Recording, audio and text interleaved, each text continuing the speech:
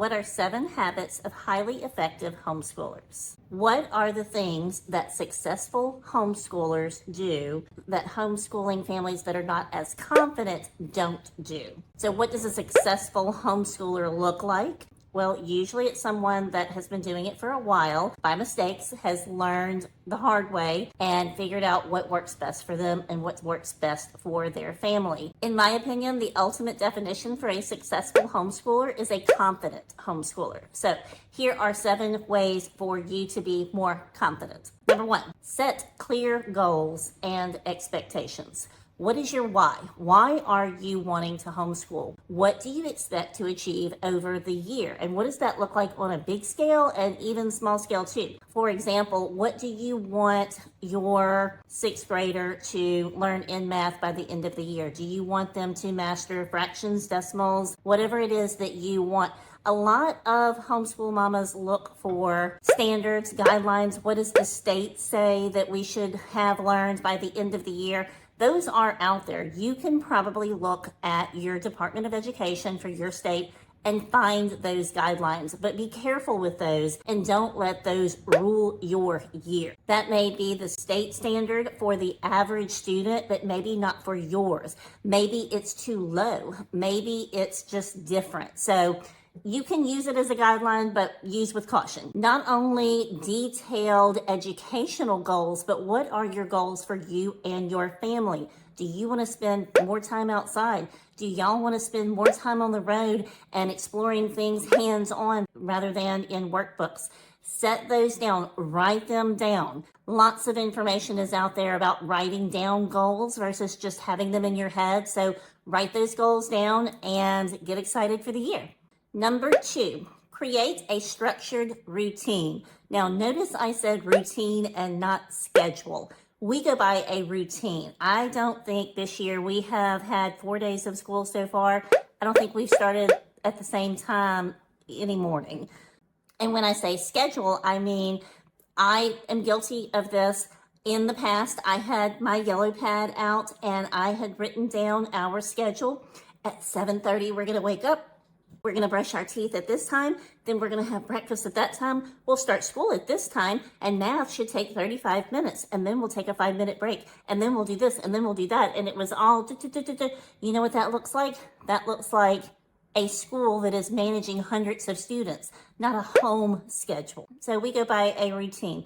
First, we get dressed, we get our teeth brushed, we eat breakfast if we're up to it, and then we get started. We start with math first, and we do have a schedule that next is language, next is spelling, next is history, but it's when we get to that. Some days it's quicker than others. Some days we rolled out of bed a little bit later than others, and that's okay. Some days things happen in our day that throw off our schedule, but when you have a routine, it doesn't throw that off. Whenever you have the time to come back, then you just pick up where you left off and you don't feel behind. Also, routine creates a sense of stability. Most children thrive with stability. They know what's coming next. They know what to do. They know the structure of their day, and that gives them a sense of comfort and stability. Number 3, cultivate a positive learning environment. Now, what does that mean? Well, what does that look like for you and your family?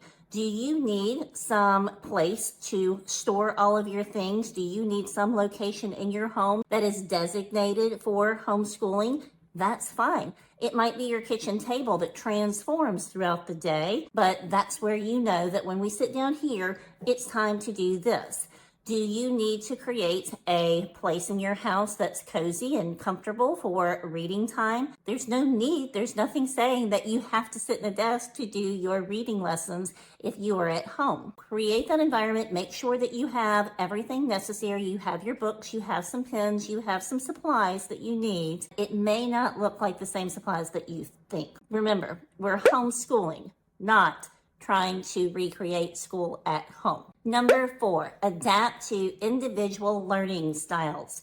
When you crack this code, life is going to be better for you and your child or your children. This is different for each one of my children. They each learn a little bit differently in different ways. One is more verbal, one is or more auditory, one is more visual, and the other kind of needs both and does very well with hands-on. If I can meet them and teach them how they learn best, then I have just set them up for success. That we don't have to struggle. It doesn't have to be that hard. If you just keep running into that brick wall with your student every day and you both hate that time, then change it. Find something new. Chances are they are being taught in a different way that their brain prefers how to learn. I have a video about curriculum and about those differences. I will link that up here, somewhere. Make sure to go check that out. You'll find lots of information about learning styles and curriculum changes if they are needed. Number 5, encourage curiosity and critical thinking. Sometimes our days get rescheduled because of a rabbit hole. Has that ever happened to anybody else? We start learning about volcanoes. We plan a hands-on experiment. Then we watch the video about volcanoes. Then my little boy can't get enough about all the information about volcanoes and he wants to explore that more. It is more important to go down that path with him for a short period of time and let him explore and let him learn how to learn. That is really my ultimate goal as a homeschool mom. If I can teach my children to learn how to learn, then they are unstoppable. They'll be able to learn anything. I don't have to teach everything. They know how to learn. Does that make sense? Okay, so go down that curiosity trail with your child, have fun, and show them that learning can be fun and exciting. Critical thinking. Let's stop for a minute and think why, how. Ask those questions, and you may find that you both get more out of the lesson than was intended. Number 6, promote independence and responsibility. I have been doing this with my family since they were very little. Age-appropriate chores, I've talked about this before. At first, they're just picking up their toys, and then they have chores, and then they help out with the management of the household. We do this with schoolwork too. Mama does not have to lay everything in front of you. At first, yes, when they're little, you're managing things, but by the time they get up in 3rd, 4th, 5th grade, they know what's coming. They can go get that notebook. They can start managing their time a little bit better. They can set a timer for their reading time. There's a couple of things that you can do along the way that's going to teach them healthy learning habits for the rest of their life. You can teach them goal setting, and that is something that is important for everyone to learn. What is my goal here? What is my goal today? What about this week? An age appropriate, a 6-year-old probably isn't going to set their goals for the year, but maybe for the day. So teach them those skills. Number 7, engage in continuous learning. As a homeschool parent, you will be continuing to learn as well.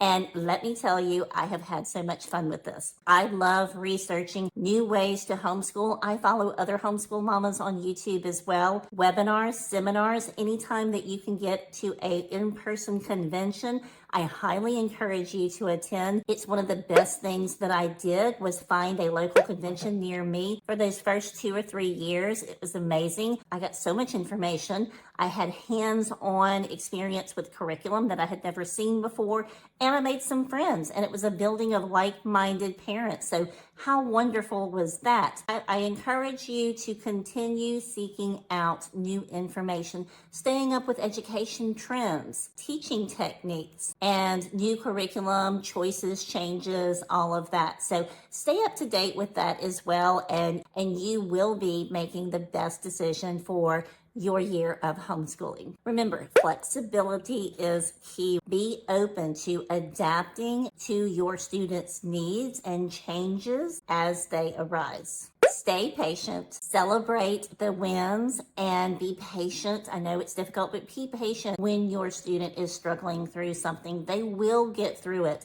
And if they don't master it by the end, you can always find a stopping point and come back to it later. Most importantly, enjoy the process of learning and growing as a family. I hope you're able to implement some of these habits of successful homeschooling into your journey, and I wish you the best. If you have a question, please leave that in the comment below. I'm happy to answer any question that you have about homeschooling. It's my favorite thing to talk about, if you can't tell. And if you're not subscribed, go ahead, real quick, hit that button. I hope you have a great weekend. I'll see y'all soon. Bye-bye.